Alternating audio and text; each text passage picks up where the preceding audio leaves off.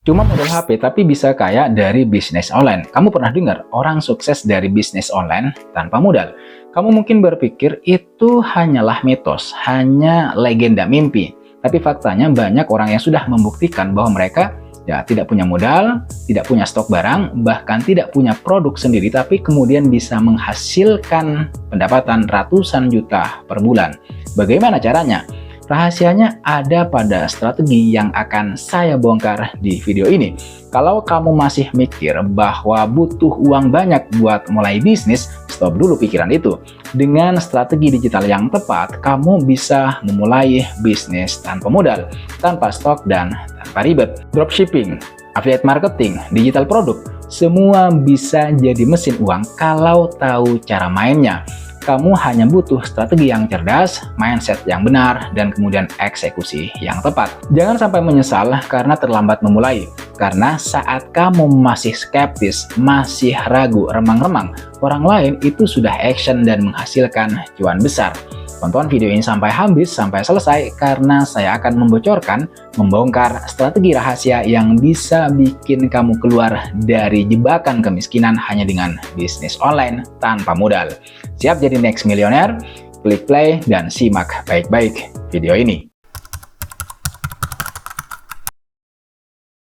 Semua kesuksesan itu dimulai dari pola pikir yang tepat.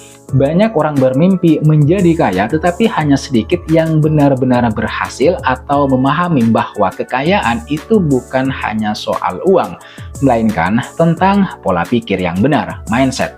Mindset yang tepat adalah fondasi utama yang membedakan mereka yang sukses secara finansial dengan mereka yang terus terjebak kesulitan ekonomi.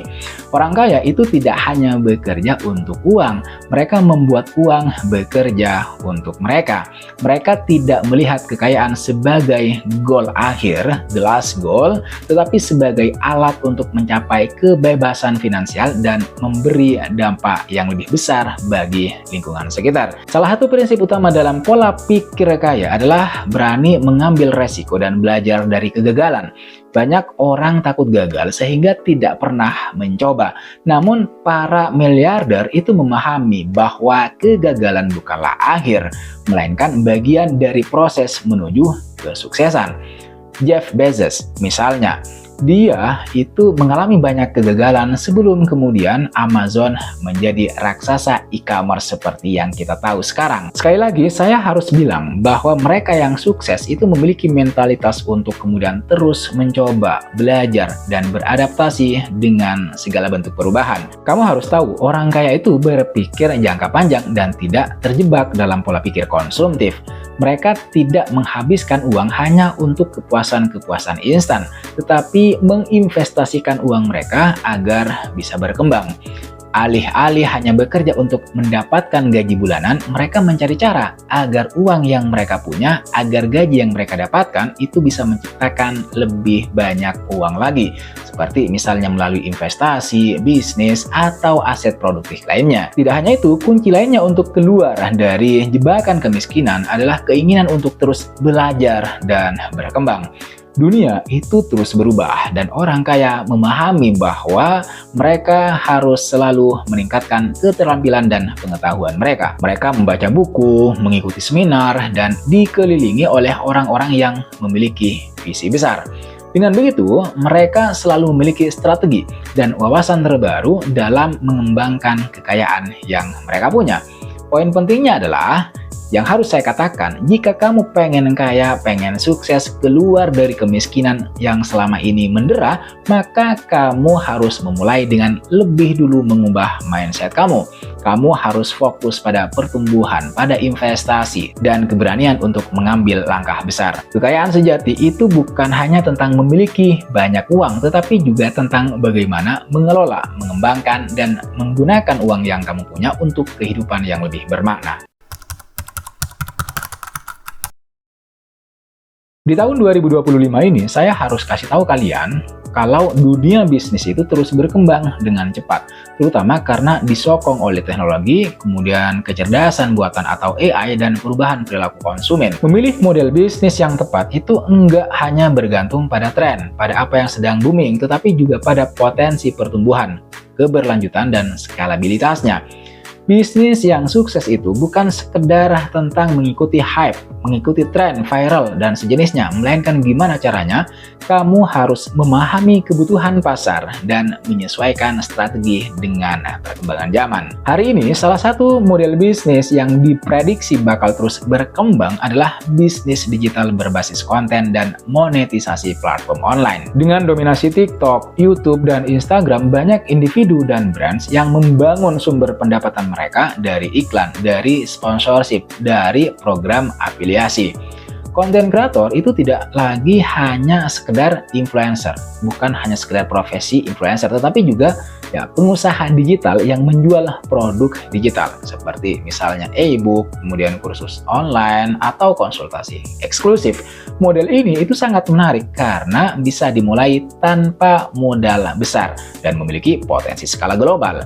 Sekali lagi, saya harus katakan bisnis konten kreator itu terus berkembang pesat. Sebagai konten kreator, kamu memiliki kesempatan yang besar untuk memanfaatkan berbagai tren yang muncul. Salah satu tren utama adalah penggunaan kecerdasan buatan atau AI yang semakin mendominasi proses pembuatan konten.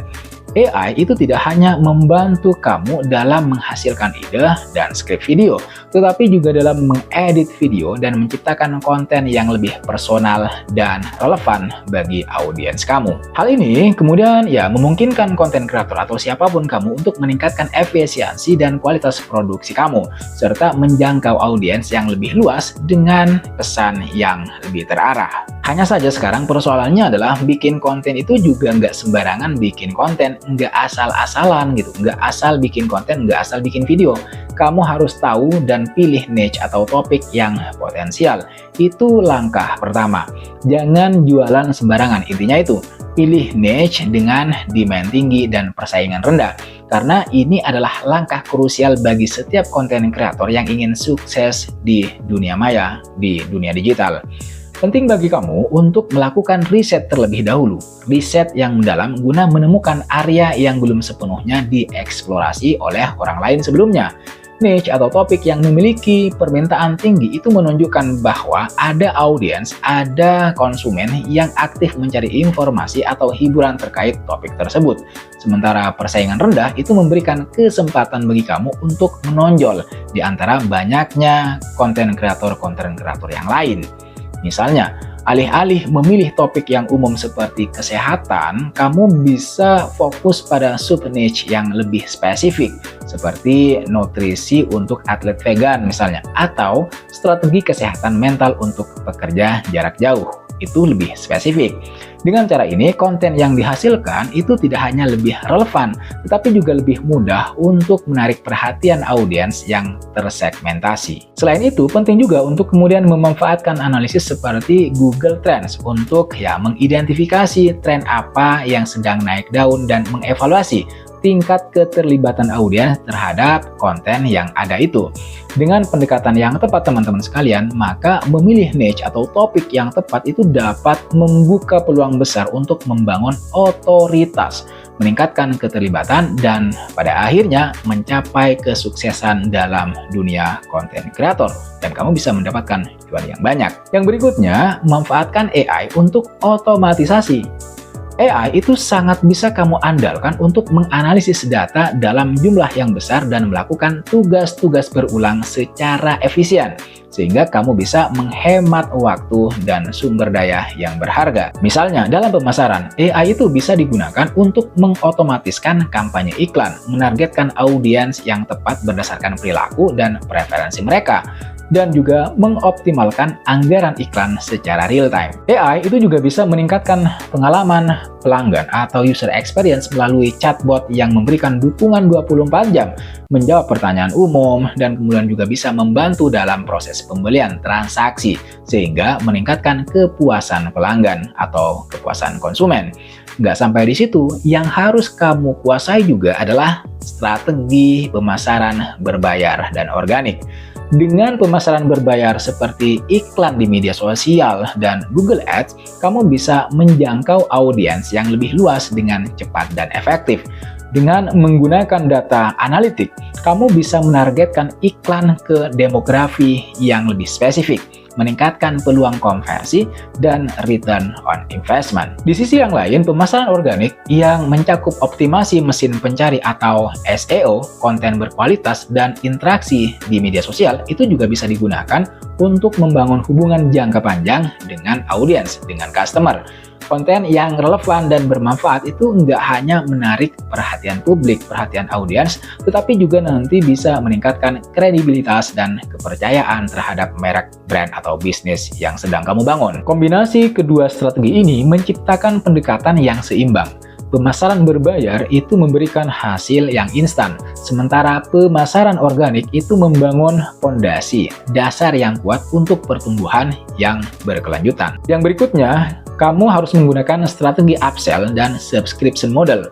Strategi upsell dan subscription model adalah dua metode yang bisa meningkatkan profit bisnis kamu secara signifikan.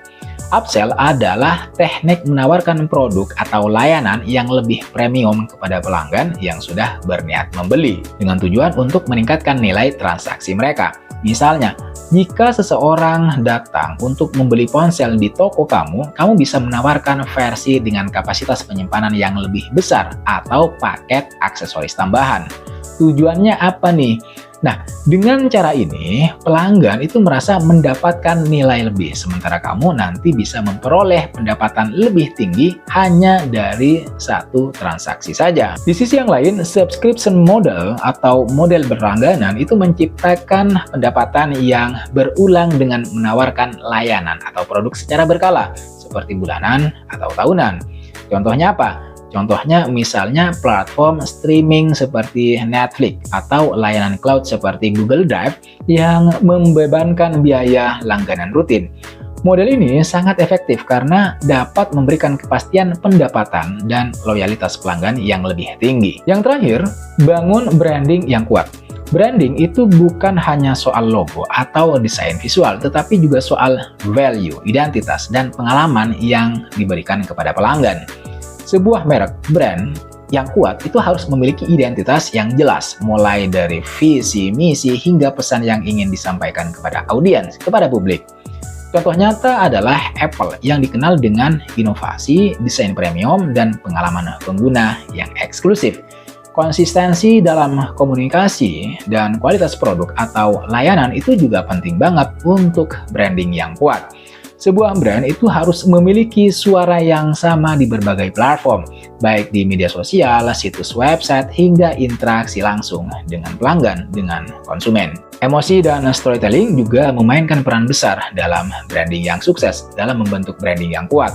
Konsumen itu lebih cenderung untuk terhubung dengan merek yang memiliki cerita dan nilai yang relevan dengan mereka. Misalnya, Nike itu tidak hanya menjual sepatu teman-teman, tetapi juga menjual semangat juang dan motivasi melalui kampanye seperti Just Do It. Intinya adalah yang mau saya sampaikan, memulai bisnis online dari nol tanpa modal itu bukan mimpi. Dengan strategi yang tepat, konsistensi, dan kemudian pemanfaatan platform digital, kamu bisa menghasilkan pendapatan ratusan juta per bulan hanya dari internet, dari dunia digital. Tapi ingat, ilmu tanpa aksi itu sia-sia. Mulai sekarang, pilih strategi yang paling cocok buat kamu dan segera eksekusi. Jangan sampai hanya jadi penonton suksesnya orang lain. Kamu juga bisa sukses. Kalau kamu suka dengan konten ini, jangan lupa like, komen, dan share. Dan juga pastikan kamu juga sudah subscribe channel ini biar tidak ketinggalan update terbaru tentang bisnis online dan cara-cara menghasilkan uang atau pendapatan yang powerful dari internet. Terima kasih sudah menonton video ini sampai selesai. Terima kasih sudah subscribe ke channel ini juga, atau bagi teman-teman yang sudah memberikan masukannya, kritiknya, atau komentarnya. Sekali lagi jangan lupa like, komen, dan subscribe, nyalakan notifnya. I'll see you in the next video.